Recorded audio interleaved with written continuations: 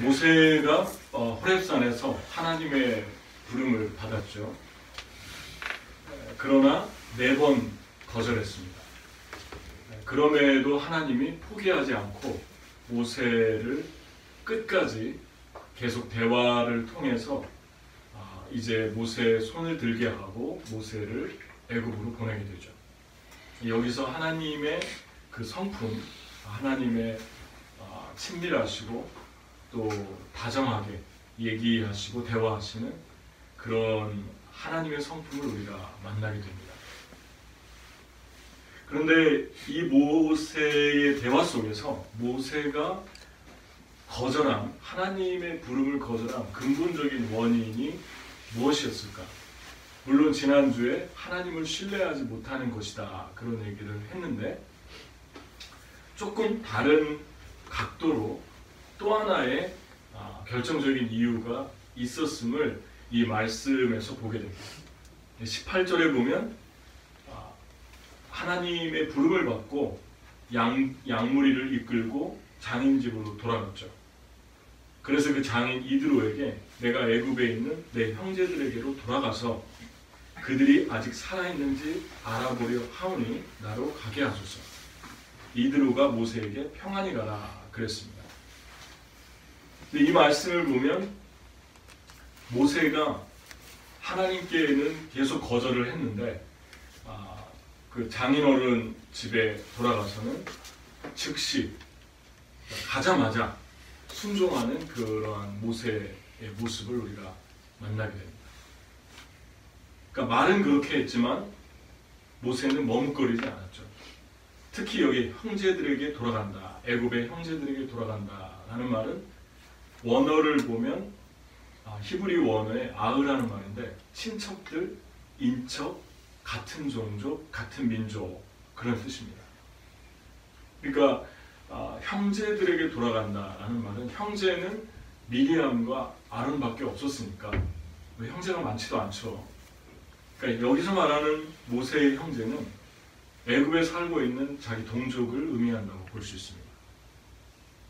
그러니까 모세는 자기 동족을 사랑했고 또 그 이스라엘 백성에 대해서 가족으로 계속 가슴에 품고 살았던 사람임을 다시 한번 증명하게 됩니다. 그런데 하나님의 부름에는 왜 자신이 없다고 그랬을까? 이렇게 사랑하면서 특히 그 모세가 거절하는 그 대화의 내용 속에는 뭐라고 얘기를 하냐면 그들이 나를 믿지 않을 것입니다. 하나님이 나를 보냈다는 걸 믿지 않을 것입니다. 그랬습니다. 근데 이 두려움은 어디서 형성되었을까? 40년 전에 있었던 사건을 우리가 알고 있는데 그 40년 전에 2명이 싸우고 있었죠. 이스라엘 사람들이. 그때 둘을 말렸어요. 그런데 그 말리는 과정에서 구체적으로 신중하게 이 말씀을 들여다보면 이렇게 기록이 되어 있습니다. 이튿날 다시 나가니 두 히브리 사람이 서로 싸우는지라 그 잘못한 사람에게 이르되 내가 어찌하여 동포를 치느냐 하매 그가 이르되 누가 너를 우리를 다스리는가 재판관으로 삼았느냐 내가 애굽 사람을 죽인 것처럼 나도 죽이려느냐 모세가 두려워하여 이르되 일이 탄로되었도다. 바로가 이 일을 듣고 모세를 죽이고자 하여 찾는지라 모세가 바로의 낯을 피하여 미디안 땅에 머물며 하루는 우물 곁에 앉았더라. 그러니까 모세가 둘이 싸우는데 대충 말린 게 아니라 자세히 보고 잘못한 사람한테 얘기를 한 거예요. 그렇게 하면 안 되지 않느냐 라고 했을 때 그 잘못한 사람이 누가 너를 재판관으로 세웠느냐 하고 거절했고 또 하나는 모세가 애굽 사람을 죽인 걸 알고 있었어요. 근데 사도행전 7장 35절에는 흥미로운 사실이 하나가 있는데 이 모세의 사건을 쭉 적으면서 기술하면서 이렇게 적었습니다.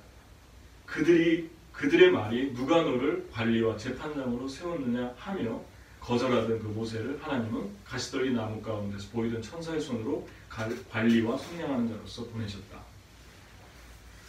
조금 이상하죠.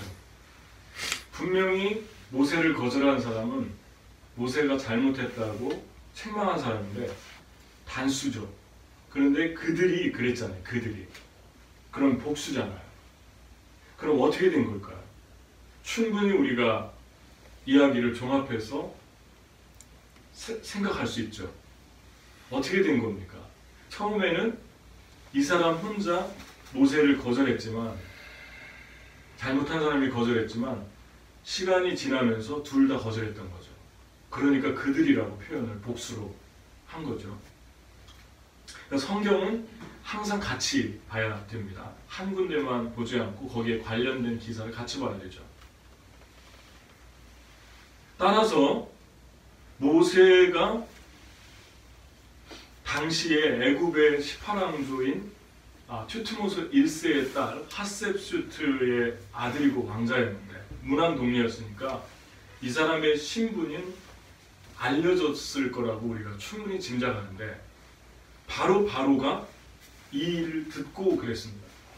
그러니까 이 일을 들었다는 것은 누가 밀고를 한 건데 어떻게 모세를 알고 바로에게 밀고를 했겠습니까? 그 말은 무엇을 증명하냐면 이 두 사람이 모세에게 반항하면서 모세의 신분을 알고 있었다는 것을 우리가 알 수 있죠. 그래서 바로에게 바로 연락을 할 수 있었던 거예요. 왕자가 애굽 사람을 죽이고 우리를 말리다가 이러이러한 일이 있었다. 우리는 노예인데 뭐 이런 식으로 얘기했겠죠. 당신에게 속했는데 이 사람이 재판관처럼 마치 바로처럼 행실을 하려고 했다. 이런 식으로 얘기를 했겠죠. 그러니까 결국 40년 전에 있었던 사건이 모세에게 크게 세 가지의 충격을 경험하게 했던 것입니다. 그게 뭐냐면 첫 번째가 도움을 주려 했던 자신의 동족에게 거절을 당한 것입니다. 두 번째는 자신의 신분을 이용해서 도움을 주려고 했는데 그 신분이 무참히 짓밟혔고, 그리고 두 사람 다 모세를 밀고 했다는 것이죠. 여기에 거절감이 또 있고 신분에 대해서 거절받은 거예요. 세 번째는 도움을 주려 했던 사람마저, 도와주려고 했던 사람마저 자기를 거절했습니다. 사도행전을 보면 복수로 나와 있으니까. 따라서 모세는 하나님의 부름을 거절했는데 그 거절의 근본적인 뿌리 중에 하나가 하나님 신뢰하지 못하는 거라고 했는데, 또 다른 각도로 생각해보면 하나 또 큰 관점에서 보면 하나님의 거절을 하나님을 거절하는 것, 그러니까 하나님을 신뢰하지 못하고 하나님을 거절하잖아요. 4번씩이나 하나님 보낼 만한 자를 보내십시오. 하나님 충분히 얘기를 했는데 그 뿌리, 그 근원이 어디에서 왔냐면 40년 전에 사람에게 거절받은 그 거절에서 왔다는 것입니다. 여러분, 특별히 증거 하나를 더 우리가 찾아본다면 출애굽기 3장 12절에 이렇게 얘기했습니다. 하나님이 대답하셨다. 내가 너와 함께 있겠다. 내가 이 백성을 이집트에서 이끌어낸 다음에 너희가 이 산 위에서 하나님을 예배하게 될 때에 그것이 바로 내가 너를 보냈다는 징표가 될 것이다. 하나님 같이 있겠다 그랬는데 모세가 뭐라고 얘기했냐면 그들이 저를 믿지 않고 저의 말을 듣지 않고 주님께서는 너에게 나타나지 않으셨다 하면 어찌합니까? 이 말은 하나님 신뢰하지 못한다라고 지난주 얘기를 했는데, 또 다른 측면에서 보면 사람들에게 40년 전에 배반당하고 밀고당하고 짓밟혔던 그 기억이 하나님이 자기를 거절하는 것과 동일시시키고 있다는 것입니다. 하나님도 지금 믿지를 못하는 거예요. 그 일 때문에. 그러니까 여러분, 사람에게서 거절을 받을 때, 사람에게서 짓밟히는 경험을 할 때, 그때 우리는 너무 쉽게 신실한 그리스도인들마저 어떤 식으로 생각을 하냐면 과거에서부터 최근까지 가장 근래에 있었던 일까지 크고 작게 사람들에게 아픈 경험을 당하면 그것을 하나님의 마음과 동일시시키는 경향이 있다는 것입니다. 생각을 깊게 하지 못하고 그냥 너무 단순하게 그거를 하나님 거절, 사람 거절. 하나님이 이 사람들을 통해서 나를 거절했구나. 그래서 내가 이런 상황이 됐구나. 이것을 무의식적으로 가질 수 있다는 거죠. 그것을 가졌나 안 가졌나 어떻게 하느냐 이렇게 반응하면 그런 마음이 기본적으로 밑에 있는 거죠. 모세처럼 하나님이 어떤 일을 하겠다는데 믿지 못하고 또 자기를 비하하죠. 보낼 만한 자를 보내십시오. 나는 말도 제대로 못하는 사람입니다. 말도 배울 만큼 배웠는데 애굽의 수사학을 배웠는데 무술을 배웠고 학문을 다 배웠는데 자기에 대해서 지나치게 비하시키고 깊은 자존감, 결여와 열등감을 이 모세의 대답 속에서 다 볼 수 있다는 거죠. 그게 어디서 왔냐면 40년 전에 있었던 한 사건인데 자기가 도와주려고 했던 두 사람에게 거절당하고 버림받은 그 두려움이 하나님마저 이렇게 보게 했다는 것입니다. 사도행전 7장 25절에 보면 이렇게 얘기합니다. 그는 그의 형제들이 하나님께서 자기의 손을 통하여, 여기서도 형제들이라고 하잖아요. 모세에게는 끔찍한 형제들이에요. 이 동족이 친형제, 친자매가 아니라 이스라엘을 형제로 본 사랑의 사람이었다는 거예요. 자기 손을 통하여 구원해 주는 것을 깨달으리라고 생각하였으나 그들이 깨닫지 못하였더라. 그들이 거절한 건 모세에게는 하나님이 거절한 것과 마찬가지로 다가와서 형성이 되었을 수 있다는 거죠. 그렇기 때문에 하나님을 밀어내는 거예요. 하나님이 지금 어떤 일을 하겠다는데 해봤자 안 될 것이고 해봤자 또 거절받을 것이고 저들이 나를 밀어내고 나를 차버릴 텐데 하나님 어떡합니까? 여기에 하나님 능력도 없고 하나님 권세도 없고 하나님 아무것도 아닌 거예요. 이 사실 하나 때문에. 여러분과 제가 한 가지 깊게 생각해 봐야 될 것은 우리 삶에서 거절당하거나 어려운 일을 당했을 때 그것을 너무 쉽게 하나님과 동일시키지 말라는 것입니다. 아멘? 아멘. 알아듣습니까? 알아듣죠? 하나님에 대해 거절감을 느낄 수 있어요. 내가 이런 꿈도 있었고 이런 계획도 있었고 내가 이렇게 하나님을 기대했는데 완전히 짓밟히고 다 깨지고 플랜대로 안 되고 했을 때 하나님이 이 사람들을 통해서 나를 이렇게 훈련시키나? 너무 이렇게 쉽게 생각을 한다는 거죠. 그것이 아니었음을 하나님 어떻게 증명하십니까? 모세야 모세야 두 번 부르잖아요. 40년 동안 모세는 이 광야에 황폐한 곳에서 양들을 치고 있는데 하나님은 모세의 이름을 잊은 적이 없고 또 모세에게 나 못한다고 하니까 아론을 보내준다고 하잖아요. 모세에 대한 신상을 다 알고 있어요. 하나님. 모세의 형이 누군지 모세가 지금 어떤 심정인지 어떤 마음인지 모세보다 모세를 더 잘 알고 있는 하나님을 보면서 40년 전에 일어났던 일은 하나님이 거절한 게 아니었다는 것입니다. 그러면 왜 이런 일이 일어났습니까? 첫 번째, 인간의 악이죠. 도와주려고 했는데 어떻게 모세를 이렇게 거절할 수 있습니까? 모세 잘못한 거 없어요. 어떻게 이 사건을 보고 모세가 잘못했다고 볼 수 있습니까? 모세가 자기 형제처럼 생각하고 사랑으로 도와주려고 했는데 모세를 차냈잖아요. 무참히 밀고 했잖아요.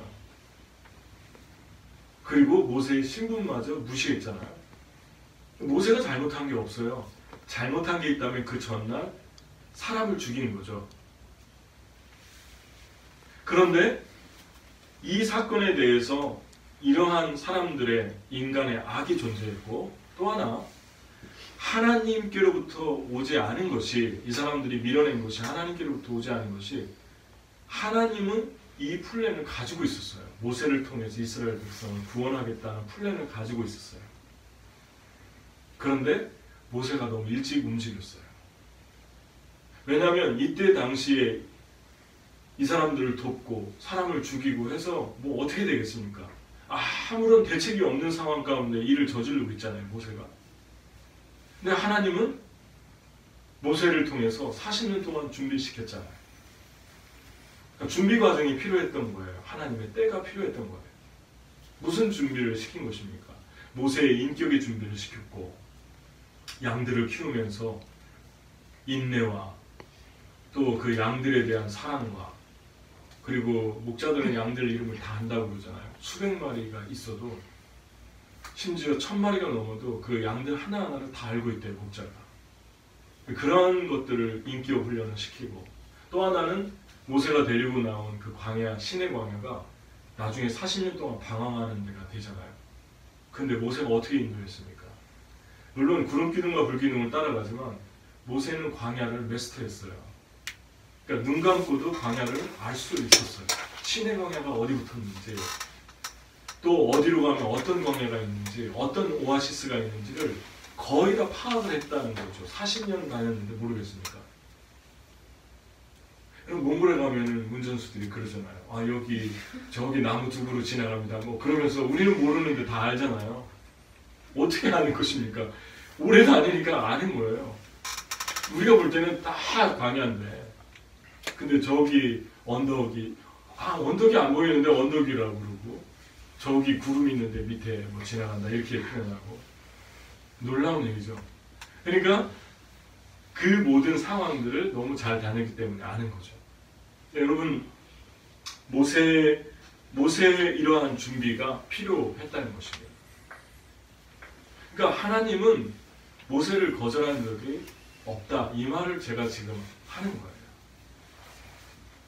여기서 중요하게 우리가 붙들어야 될 것은, 여러분과 저의 삶의 아픔과 고통은 인간의 악과, 여러분이 좋은 일을 하려고 했다가 받은 상처, 또 우리의 미숙함, 이러한 모든 결정체의 결과지 하나님의 거절하고 쉽게 연결시키지 말라는 것입니다. 아멘? 아멘. 여러분의 삶에 일어난 모든 어려운 일들이, 여러분이 무엇인가 좋은 일을 해보려고 했는데 안 됐던 모든 일들 속에서 너무 쉽게 여러분 자신을 급하게, 성급하게 모든 걸 다 묶어서 비하시키거나, 모든 것을 나의 그러한 죄책감과 더불어 그런 식으로 연결을 시키다 보면 그 찌꺼기에, 그 감정의 찌꺼기에 하나님에 대한 반항심, 하나님에 대한 섭섭함이 해결될 시간이 없는 거예요. 그런데 하나하나 생각을 잘 해보면 하나님 그때도 함께했고, 모세의 40년 전의 그 실패 속에서도 탈출할 길을 내시고, 바로가 얼마나 그 기동력이 있습니까? 바로의 기동력은 나암셋 그 고센에서 그 믹돌 홍해까지 쫓아오는 3일 길을 가야만 캠프를 칠 수 있었는데, 그들이 하루에 800km를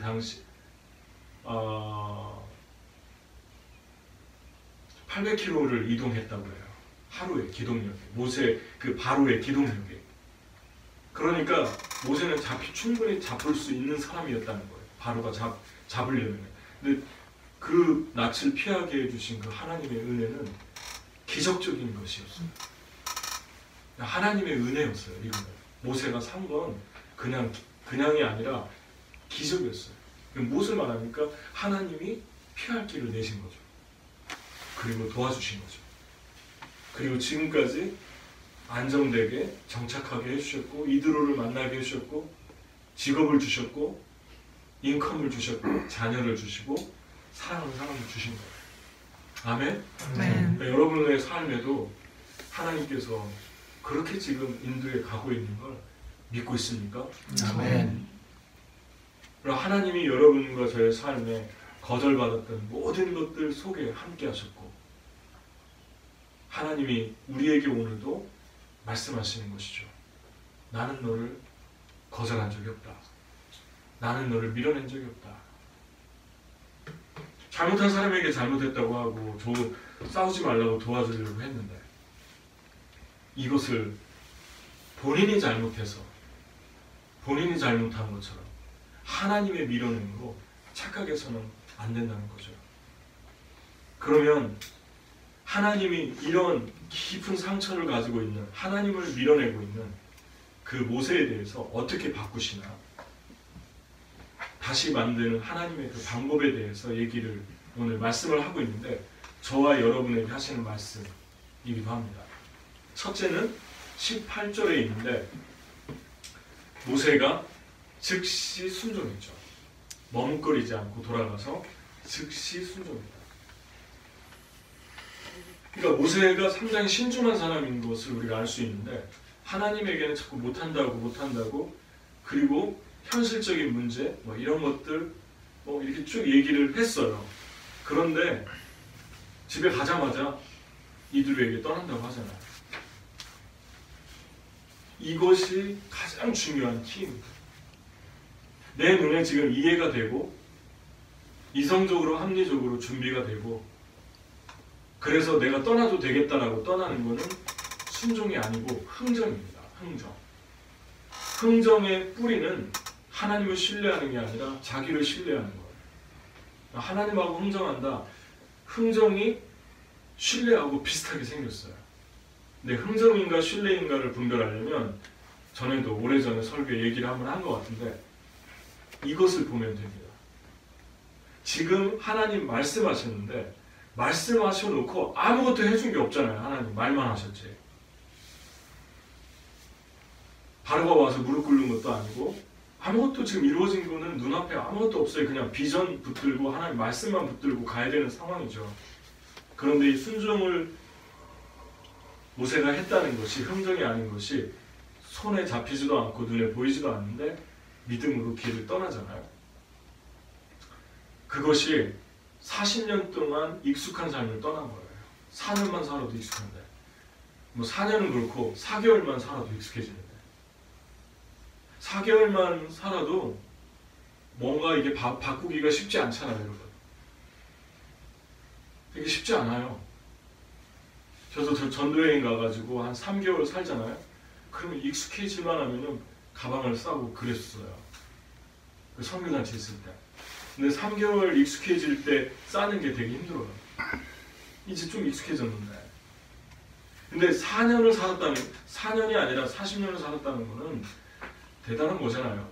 근데 그거에 대해서 미련 없이 그냥 정리하는 그런 모세의 모습을 우리가 만나는데, 하나님의 이 권능 앞에서 저와 여러분이 순종하는 게 너무너무 중요합니다. 이해가 안 되어져도 하나님이 마음을 주시면 아무런 대책이 없어도 그냥 순종부터 하는 거예요. 물론 하나님의 음성을 들어야 되는 것입니다.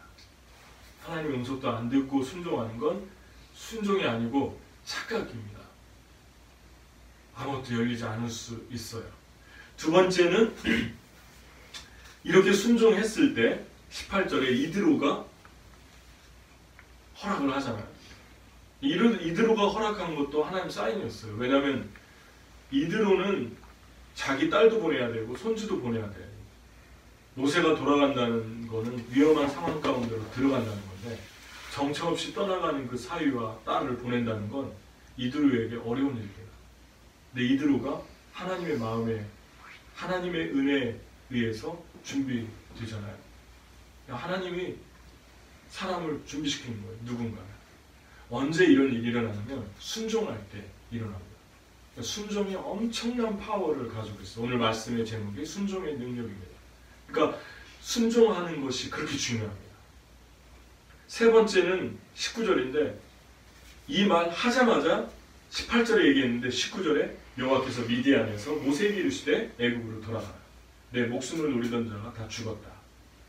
출애굽기 2장 15절에 보면 40년 전에 바로가 이를 듣고 모세를 죽이고자 하여 찾는지라. 그러니까 바로와 바로의 부하들이 40년 동안 칼을 가지고 있었던 거예요. 그런데 순종하려고 즉시 가서 얘기를 먼저 하니까 그들이 다 죽은 거예요. 그러니까 모세가 가도 이제 모세를 알아보는 사람이 없는 거죠. 40년 동안 발목을 붙들고 있던 문제를 한 방에 그냥 해결해 주신 거예요, 하나님께서. 그러니까 여러분, 여러분과 저의 삶에도 지금 순종하기 전에 호렙산에서 장인에게 가기 전에 이런 일들을 하나님이 이루실 수 있는데 장인의 그 시점이 장인에게 얘기하고 나서 떠나고자 다짐한 때라는 것을 우리가 되게 눈여겨볼 필요성이 있습니다. 이게 바로 순종의 권세입니다. 그러니까 이해가 되지 않아도 하나님께서 하라고 하면 그냥 하는 거예요. 하면 내가 그토록 힘들어했던 그 40년의 세월에 발목을 잡았던 일이 그냥 한순간에 해결되는 것을 볼 수 있습니다. 여러분의 삶에서 지금 일을 방해하고 있는 게 무엇입니까?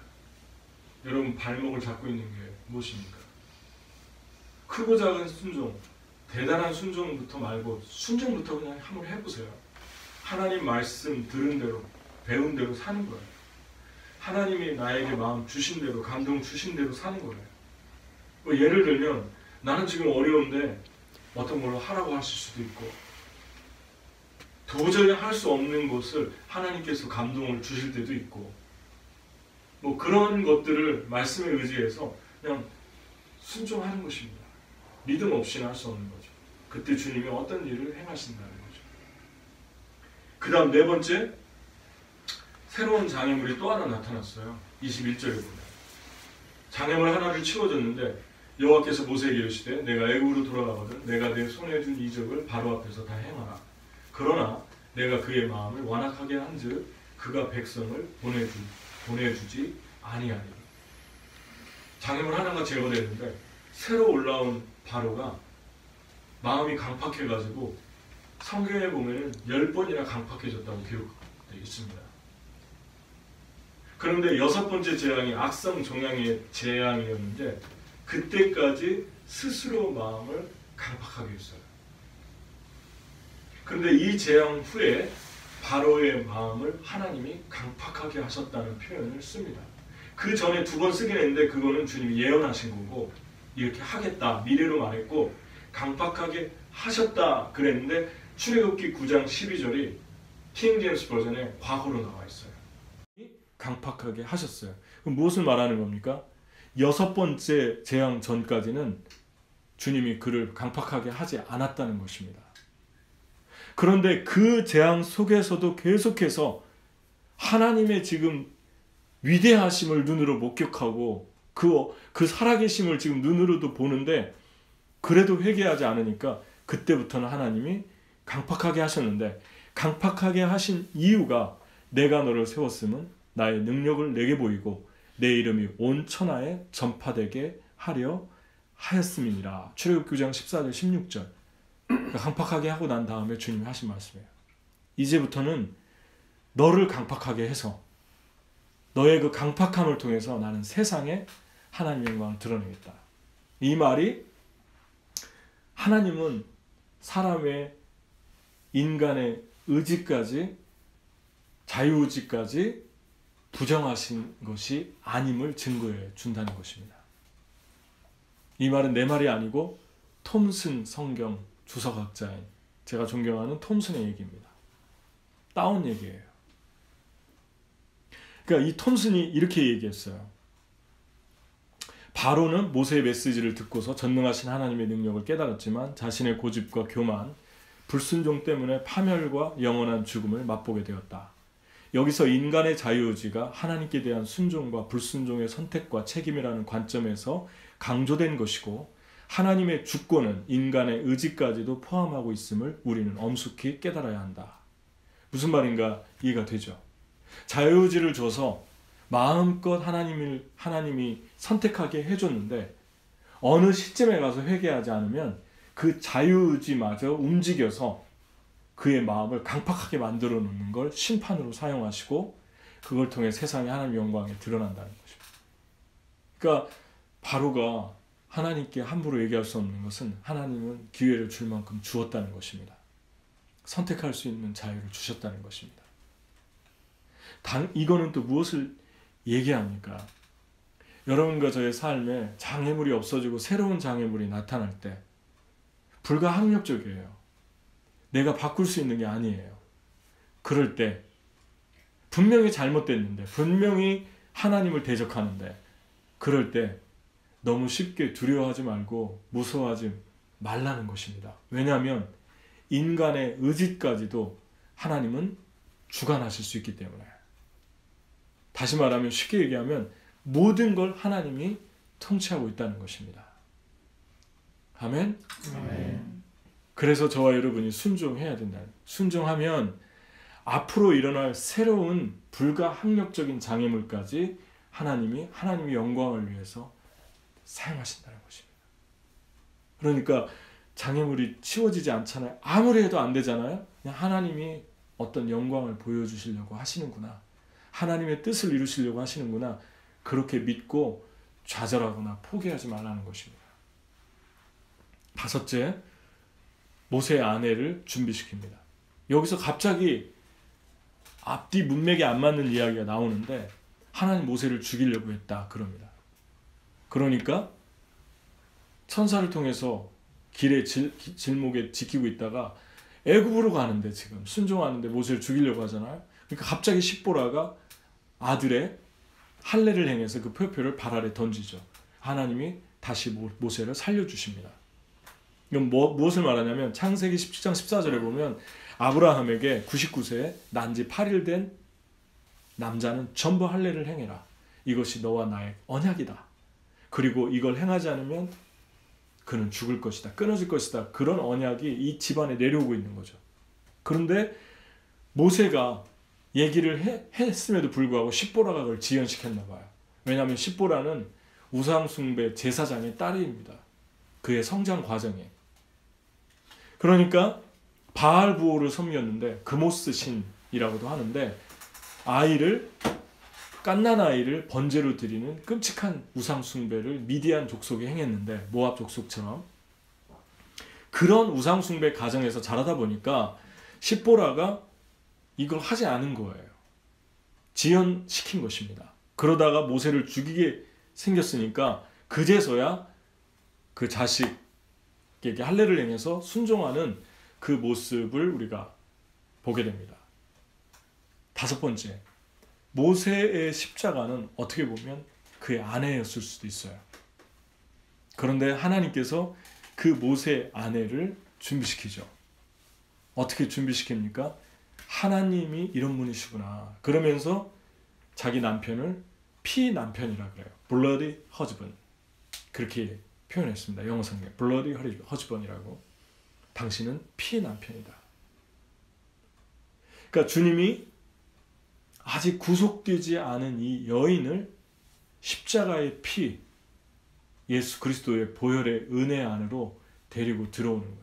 더 쉽게 얘기하면 영적으로 준비가 안 된 이 아내를 하나님께서 애굽에 가기 전에 길거리에서 가는 도중에 바꾸시는 일을 이루어 가는 것을 보게 됩니다.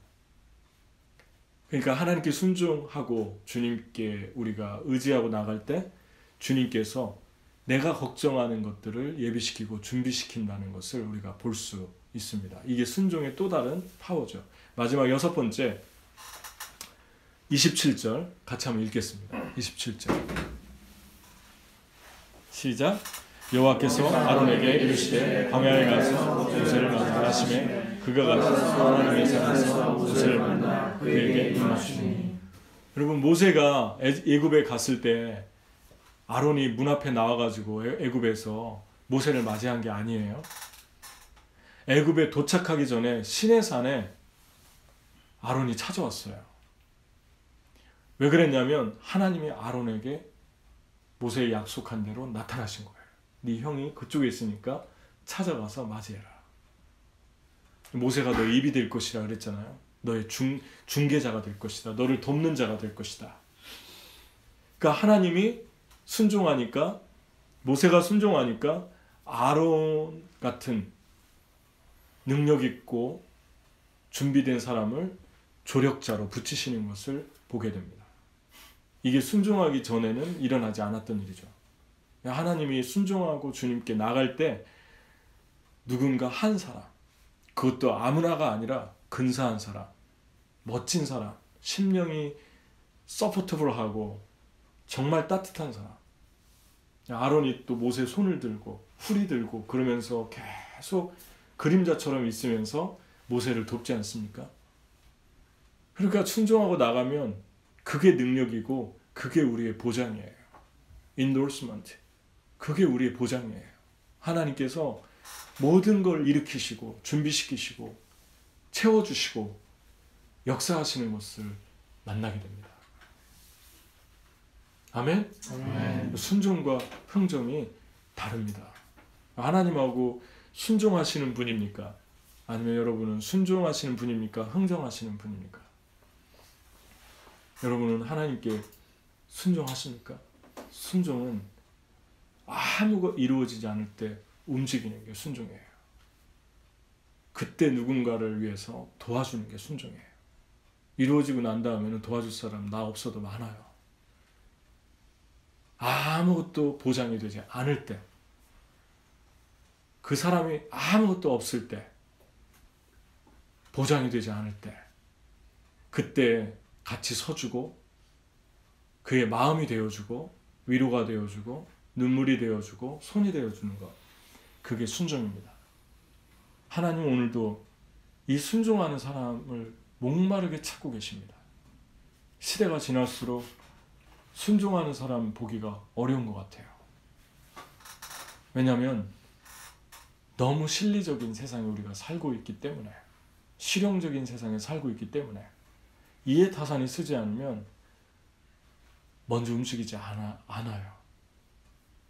그래서 주님은 정말 담대하게 주님을 믿고 나갈 때 이런 6가지의 축복을 주님은 주십니다. 아멘? 아멘. 여러분과 제가 이 말씀 속에서 주님을 의지하고 계속 나가시기를 축복합니다. 아멘. 하나 들었으면 그 말씀대로 사십시오.